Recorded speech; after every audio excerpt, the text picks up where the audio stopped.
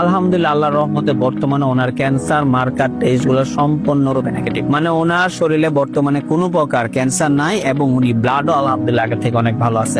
এমত অবস্থায় আপনার রুগী কি শারীরিক মানসিক সব দিক থেকে আলহামদুলিল্লাহ ভালো আছে? আলহামদুলিল্লাহ সব দিকে ভালো। ওনার খাওয়া দাওয়া ঘুম প্রস্রাব পায়খানা সব আলহামদুলিল্লাহ সব আলহামদুলিল্লাহ ভালো। আসসালামু আলাইকুম ওয়া রাহমাতুল্লাহি ওয়া বারাকাতুহু। আমি doctor Mohammad Aslam, BHMH BHP Dhaka, BHMH on course Dhaka বিশ্ববিদ্যালয়। বর্তমানে বিশ্বনন্দিত ক্যান্সার চিকিৎসক অধ্যক্ষ doctor S N Sarwar sir chamber গণস্বাস্থ্য হোমিওতে ক্যান্সার চিকিৎসক হিসেবে নিয়োজিত আছে। আল্লাহর রহমতে আমি আপনাদেরকে আজকে পরিচয় করিয়ে নিতে যাচ্ছি এমনই একটা পেশেন্টের সাথে যিনি আল্লাহর রহমতে ক্যান্সার রোগ থেকে সম্পূর্ণরূপে আরোগ্য হয়েছেন। চলুন আমরা সরাসরি ওনার কাছে চলে যাচ্ছি। আসসালামু আলাইকুম ভাইজান, কেমন আছেন আপনি? আলহামদুলিল্লাহ। ভাইজান নাম কি আপনার? আমার নাম মোহাম্মদ পন্নু মিয়া। মোহাম্মদ পন্নু মিয়া। আপনার গ্রাম কোথায় ভাই? গ্রাম হলো দূরকুশলী। আর ইউনিয়ন?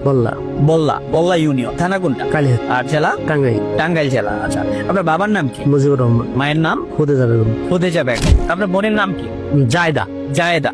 জায়েদা আপনার কি বিয়ে হয়ে গেছে? হ্যাঁ, বিয়ে হয়েছে। আপনার স্বামীর নাম জানেন? স্বামীর নাম খসরু মিয়া। খসরু মিয়া। আপনাদের এলাকাতেই বিয়ে হয়েছে? আমার ফুফাতো ভাইয়ের সাথে বিয়ে। ফুফাতো ভাইয়ের সাথে। তার মানে আপনাদের খোঁজ করলেই ওনাকেও পাওয়া যাবে। হে, সমস্যা নেই, পাশাপাশি। আচ্ছা, ওনার কি সমস্যা ছিল ভাই সর্বপ্রথম? সমস্যা ওনার হলো হঠাৎ করে পেটে ব্যথা হয় এবং কি পেশাবের সাথে ব্লাড আসে।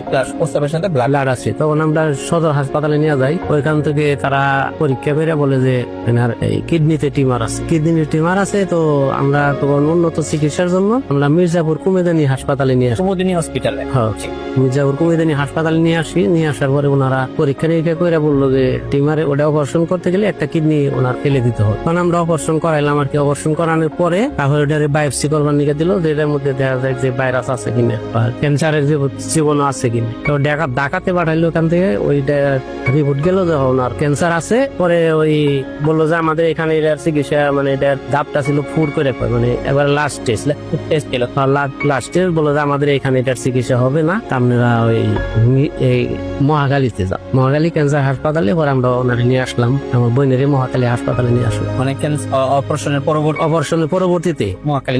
পরে ওখান থেকে ওনারা মেডিসিন লিখল। তা আমি বললাম যে মেডিসিন লিখতেছেন মাইসের না থেরাপি দেয়, এরকম শুনি যে ক্যান্সারের রোগীর থেরাপি দেয়। তা আমাদের থেরাপি দিবেন না? বললো যে না, থেরাপি দেওয়া চলবো না, এটা যে ব্যয়বহুল থেরাপি এটা আপনারা দিতে পারবেন না। কিরকম ভাই বল যে একটা থেরাপিতে 2 লক্ষ 2.5 লক্ষ টাকা খরচ, কোন পক্ষে 20টা দিতে হইব। তখন আমরা তো বললাম যে না, এই ব্যয়বহুল চিকিৎসা তো আমরা দিতে পারবো। তারপরে থেকে মেডিসিন লেখা দেয়, মেডিসিন আমরা স্টার্ট করি।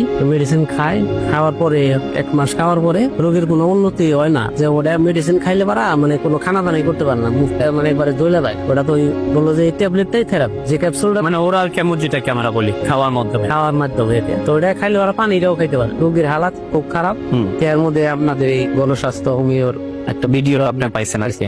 আচ্ছা, পাওয়ার পরে আমি যোগাযোগ করি, পরে এখানে আসি। তো আল্লাহর রহমতে আপনি এই যে চিকিৎসা করলেন, আমরা কত মাস পরে আপনাকে পরীক্ষা দিয়েছিলাম?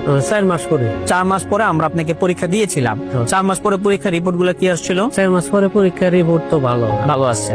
এটা ছাড়া আমরা এই ক্যান্সারটাকে আরো কঠিন ভাবে আইডেন্টিফাই যে তো অন্য কোথাও কি আছে কিনা সেটা দেখার জন্য আমরা ক্যান্সারের যে মার্কার গুলো আছে সেই মার্কার টেস্ট গুলো আমরা এখানে করেছিলাম।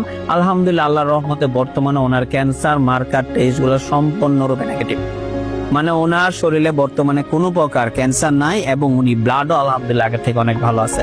এমত অবস্থায় আপনার রুগী কি শারীরিক মানসিক সব দিক থেকে আলহামদুলিল্লাহ ভালো আছে? আলহামদুলিল্লাহ সব দিকে ভালো। ওনার খাওয়া দাওয়া ঘুম প্রস্রাব পায়খানা সব আলহামদুলিল্লাহ ভালো। আচ্ছা, আপনি যে আমাদের এখান থেকে চিকিৎসা করে আল্লাহর রহমতে ভালো হয়েছেন, এই বিষয়ে জাতির কাছে কি বলতে চান যদি কিছু বলেন?